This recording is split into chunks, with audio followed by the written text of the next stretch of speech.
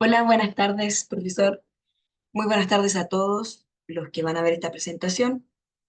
Mi nombre es Pamela Garcés y en esta oportunidad me ha correspondido hablar de la doctrina de la Trinidad.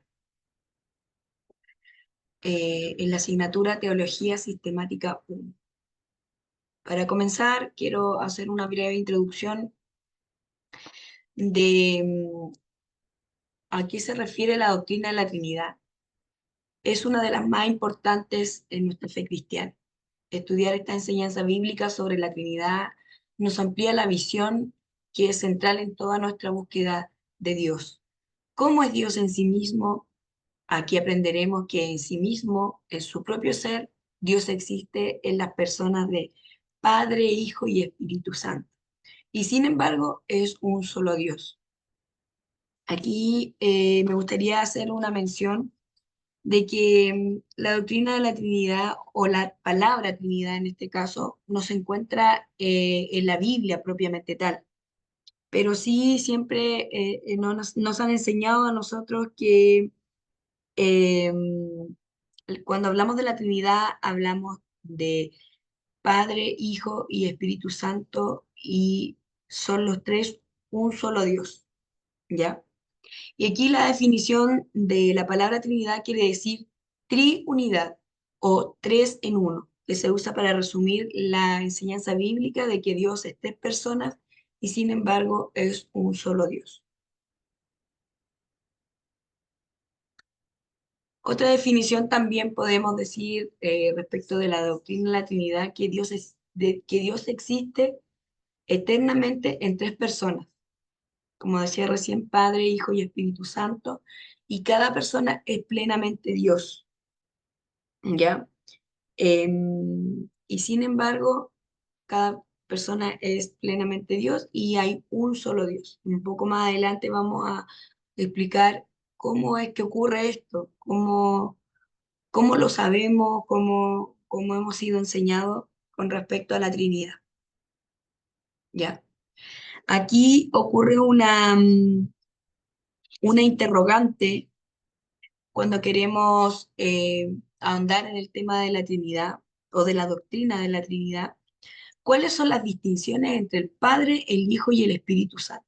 Porque siempre hablamos que los tres son uno solo, pero también es necesario que logremos distinguir estos conceptos. Porque si decimos que cada miembro de la Trinidad es plenamente Dios, ya lo dijimos, y que cada persona comparte y participa de todos los atributos de Dios, entonces, ¿cuál es la diferencia? ¿Hay alguna diferencia entre estas tres personas? ¿Ya? Y eso es lo que vamos a descubrir en el día de hoy. Primero, las personas de la Trinidad tienen diferentes funciones primarias. Cuando hablamos de primarias son sus principales funciones. Cuando la Biblia habla de la manera en que Dios se relaciona con el mundo, tanto en la creación por un lado como en la redención, dice que las personas de la Trinidad tienen diferentes funciones o actividades primarias. ¿Ya? Em,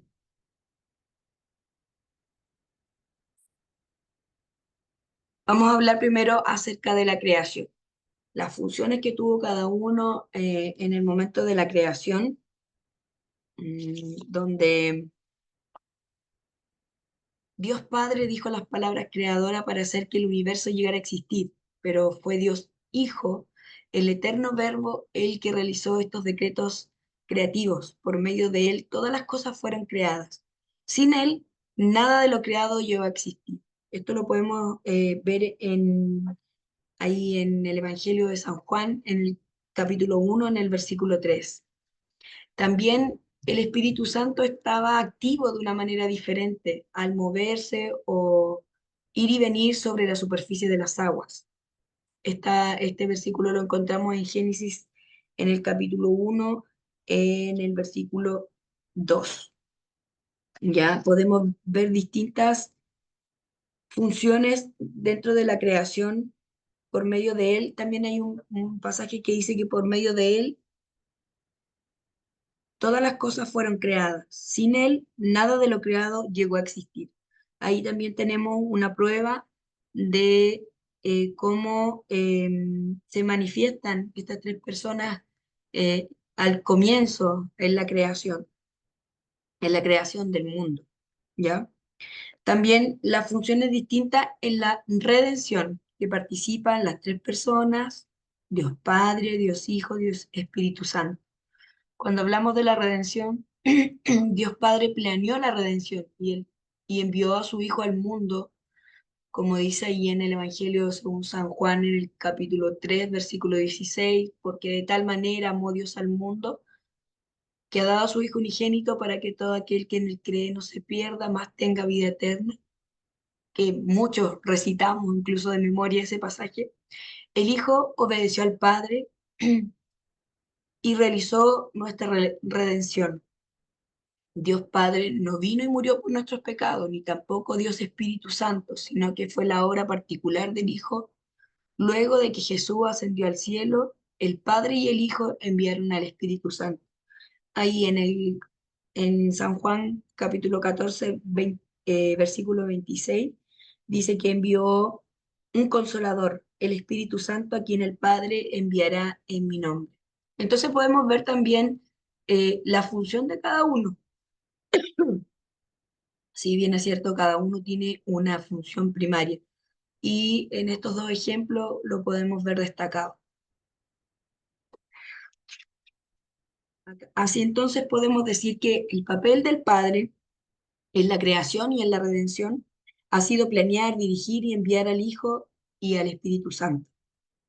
Esto es lógico porque, porque muestra que el Padre y el Hijo se relacionan uno al otro, como el Padre y un hijo se relacionan entre sí en una familia. Y por otro lado, el Padre dirige y tiene autoridad sobre el Hijo, y el Hijo obedece y sigue las instrucciones de su Padre. Si ustedes se fijan, es como el modelo de familia que nosotros conocemos y que siempre hemos sido enseñados. Y en tercera persona, el Espíritu Santo, que también es obediente a las directivas tanto del Padre como del Hijo, ¿ya? Entonces, si bien las tres personas de la Trinidad son iguales en todos sus atributos, difieren en cuanto a la creación, porque el Hijo y el Espíritu Santo son iguales a Dios Padre en deidad, pero en la subordinación, pero subordinados en sus funciones, ¿ya? Aquí hay una jerarquía, Padre, Hijo y Espíritu Santo. Perdón. Como segunda pregunta o segunda interrogante, podemos decir que las personas de la Trinidad existieron eternamente. Muchas personas se preguntan, ¿pero quién creó a Dios?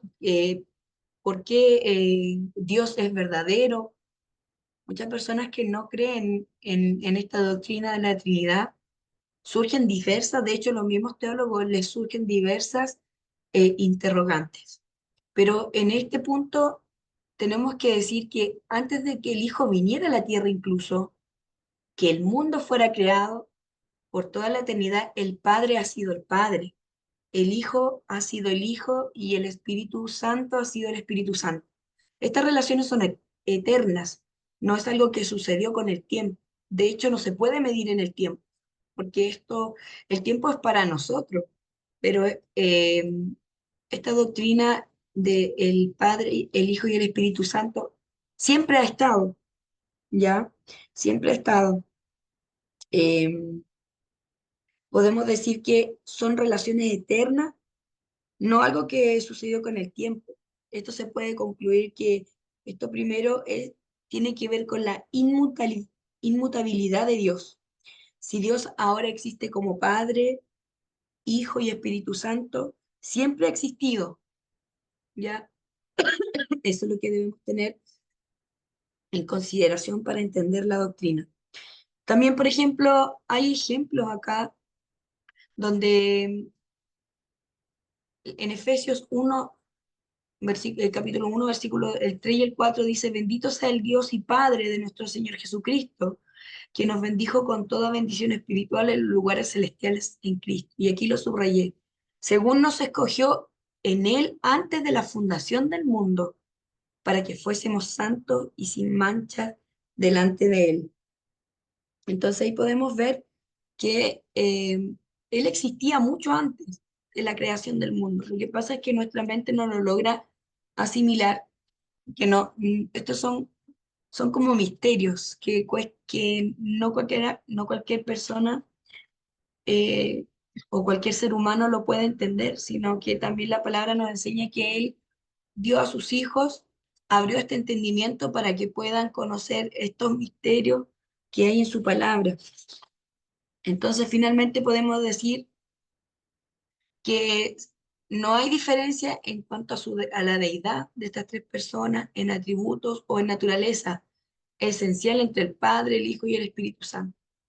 Las únicas distinciones que yo logré identificar también acá en el libro entre los miembros de la Trinidad está en la manera en que se relacionan entre sí y con la creación. Em, Dice que en estas relaciones desempeñan funciones o papeles apropiados para cada persona, como pudimos ver en el ejemplo de la creación y de la redención. Por ejemplo, Dios fue el que ideó el plan, ¿cierto? Jesús dijo las palabras y el Espíritu Santo decía que se paseaba en la faz de las aguas. Entonces cada uno tenía una función distinta, ¿ya? Y también nos podemos preguntar entonces, ¿cuál es la relación entre estas tres personas y el ser de Dios? Hay un himno que cantamos los metodistas pentecostales que dice, es un Dios en tres personas, iguales en perfección, ¿cierto? Entonces ahí es cuando uno dice, ¿cómo puede ser una persona un Dios, pero a la vez tres? Parece como una cosa casi imposible de entender al ojo de la humanidad. Pero para esto tenemos que tener algo muy claro que es importante afirmar que cada persona es completa y plenamente Dios. O sea, el Padre, el Hijo y el Espíritu Santo son completamente Dios, ¿ya? Y que tienen la plenitud de ser de Dios en sí misma, ¿ya? Es importante afirmar que el Hijo no es parcialmente Dios ni simplemente un tercio de Dios, que digamos que esta figura está dividida si lo vemos en porcentaje, en un 33,33 cada uno, no es así. Las tres personas son un solo Dios y hay que entenderlo de esa forma. La verdad es que cuando uno lee, cuesta un poco aterrizarlo, pero eh, la doctrina es así. Primero, si entendemos que cada uno cada una de estas tres personas son un solo Dios, entonces vamos de a poco comprendiendo de que no está dividido, ¿ya? Sí tienen tres funciones distintas, pero no están divididos. Por ejemplo, aquí quiero mostrar una imagen. Tenemos el Padre, el Hijo y el Espíritu Santo, pero no quiere decir que que estén divididos, o sea, como en porcentajes para aterrizarlo un poco más. El ser de Dios no está dividido en tres partes iguales que pertenecen a los tres miembros de la Trinidad. Aquí quiero enfocar que dice que, por lo tanto, no sería correcto pensar en cuanto a la Trinidad como lo estamos viendo acá. No es así, no es así de la forma en que debemos nosotros verla. Tampoco acá hay otra figura. Las distinciones personales no son atributos añadidos al ser de Dios. Más bien debemos decir que la persona del Padre posee el ser total de Dios en sí mismo. Similarmente, el Hijo también posee el ser total de Dios en sí mismo y el Espíritu Santo también posee el ser total en sí mismo.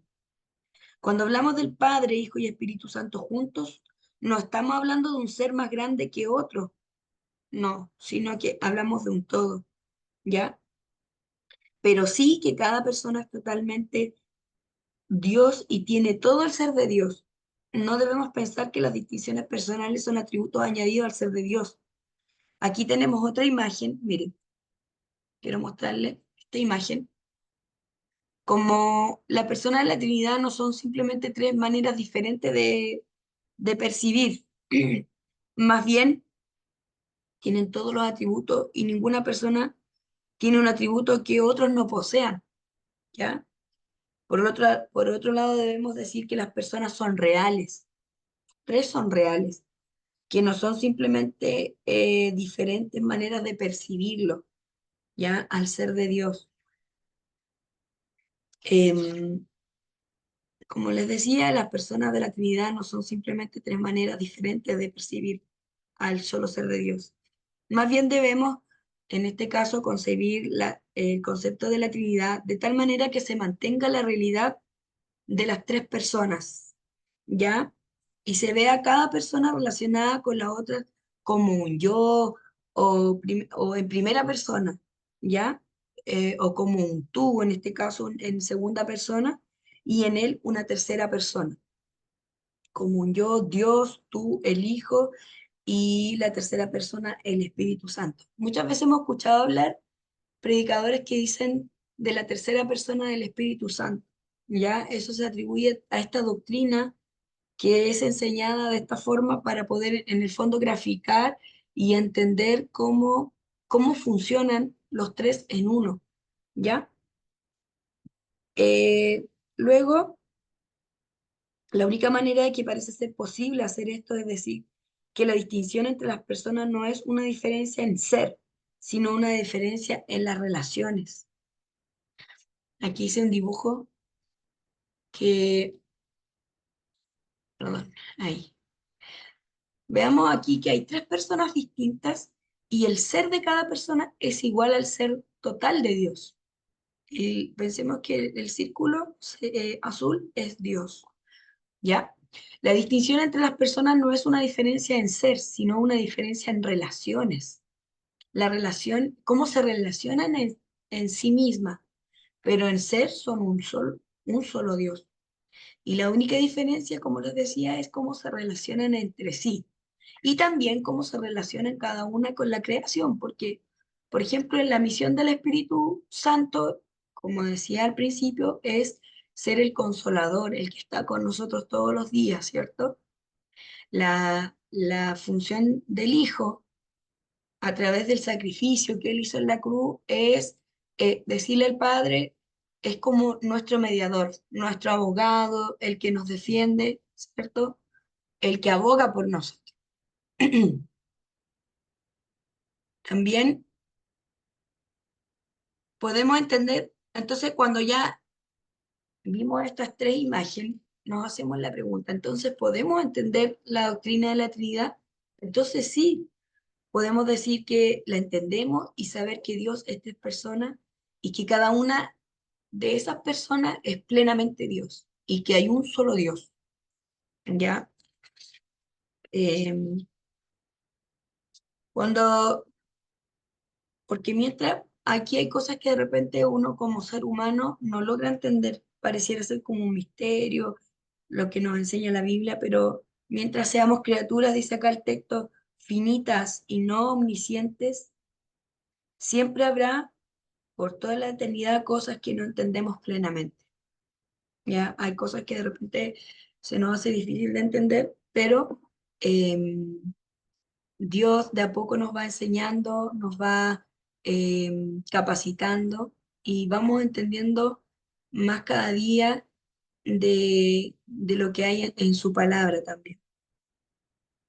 Y como caso de aplicación, porque en realidad ustedes dirán, ya, tenemos la Trinidad, Padre, Hijo, Espíritu Santo, que son un mismo Dios, pero también debido a que Dios en sí mismo tiene unidad y diversidad, es lógico que la unidad y la diversidad se reflejen también en las relaciones humanas, o sea, lo apliquemos en nuestra vida diaria, lo traigamos a nuestra realidad. Entonces, ¿cómo podríamos nosotros también reflejar la Trinidad de Dios? Aquí el texto me daba dos ejemplos y que los quiero colocar acá acerca del matrimonio. Porque así como el padre tiene autoridad sobre el hijo en la Trinidad, el esposo tiene autoridad sobre la esposa. Ese es un punto. Segundo punto, que el papel del esposo es paralelo al de Dios, Padre, y el papel de la esposa es paralelo al de Dios Hijo, ¿ya? Porque este es un modelo que Dios creó, el matrimonio es un modelo creado por Dios que cuando Dios creó al hombre y a su imagen, no creó solamente un individuo, sino creó dos. Hombre y mujer los creó, dice en Génesis, en el capítulo 1 en el versículo 27. En la unidad del matrimonio, hablamos de la unidad y la diversidad de Dios. Entonces, así como el padre tiene la autoridad sobre el hijo, la Trinidad, el esposo sobre la esposa, ¿cierto? Así como el padre e hijo son iguales en deidad, en importancia y personalidad, el esposo y la esposa son iguales en humanidad, importancia y personalidad, porque somos humanos, ¿ya? Ellos son seres celestiales. Entonces, pero es muy similar la relación. Y la otra relación en cuanto a la diversidad y a la unidad también tiene que ver con la iglesia. Y aquí puse solo dos puntos que son los que más siempre hemos escuchado, que la iglesia es un solo cuerpo, ¿cierto? Aunque hay muchos miembros, o hay un pasaje que dice cuando un miembro se duele todo el cuerpo, entonces también hace referencia a la iglesia, ¿ya? Que tiene muchos miembros, pero un solo cuerpo. Esto lo habla en Primera de Corintios en el capítulo 12 versículo 12 que tenemos muchos miembros y diferentes en nuestra iglesia, con diferentes talentos, con diferentes intereses, y dependemos unos de otros, y nos ayudamos unos a otros también, demostrando por eso gran diversidad y gran unidad al mismo tiempo. Eso es por un lado, pero también se dice mucho que que a la iglesia se le llama la esposa de Cristo. Aún es una unidad misteriosa entre Cristo y la iglesia, en la cual se le llama esposa de Cristo. En Efesios 5, en el Efesios 5, en el versículo 31, dice que vemos unidad más allá de lo que jamás imaginaríamos, unidad con el Hijo de Dios mismo. Sin embargo, en todo esto nunca perdemos nuestra identidad individual, sino que seguimos siendo personas distintas, capaces de adorar y servir a Dios como individuos, ¿ya? Em,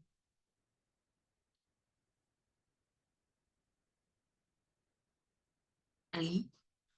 Como conclusión de este estudio, me correspondía em, respecto de la Trinidad y más enfocado en las funciones de la Trinidad, podemos ver que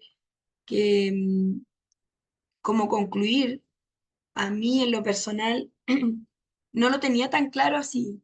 En una oportunidad el pastor que nos gobierna hizo una referencia a la Trinidad como Padre, Hijo, Espíritu Santo, pero lo atribuyó también a nosotros como personas, porque nosotros somos cuerpo, alma y espíritu. De ahí también tenemos una Trinidad. Entonces, esa es como una reflexión que yo tenía como lo máximo con respecto a la Trinidad, pero veo que va mucho más allá, mucho más profundo, sobre todo cuando lo asemeja a la base que es el matrimonio, la base de la sociedad, que es la familia, que hay una jerarquía, como así también en la iglesia. En la iglesia también, si vemos este modelo, es un modelo de jerarquía, que hay un cuerpo, ¿cierto? Que también tiene eh, una jerarquía. Entonces vemos que hay otros ejemplos que también se pueden sacar de esta doctrina de la Trinidad. Y ha sido muy enriquecedor para mí como hermana, como creyente también, y darnos cuenta de que hay personas que se dedican a estudiar estos temas. A veces uno se queda solamente con las predicaciones de la iglesia, pero podemos concluir de que es mucho más profundo y aprendemos cada día más de las cosas de Dios. Entender sobre todo esta imagen que me gustó mucho, voy a volver un poquito aquí, que hay tres personas distintas, pero en el ser son iguales, pero cómo se diferencian en la forma en que se relacionan entre sí y también con nosotros, con la creación. la humanidad. Así que esa sería mi presentación. Ha sido para mí un privilegio poder estar en el estudio de esta. Tenía esta presentación de la semana pasada y no la había podido grabar, pero eso, muchas gracias al profesor, el hermano Pablo, que también entrega estos temas para que uno vaya creciendo en cultura eclesiástica, en cultura general. Y muchas gracias por este tiempo de atención que me han tomado y esa sería mi presentación.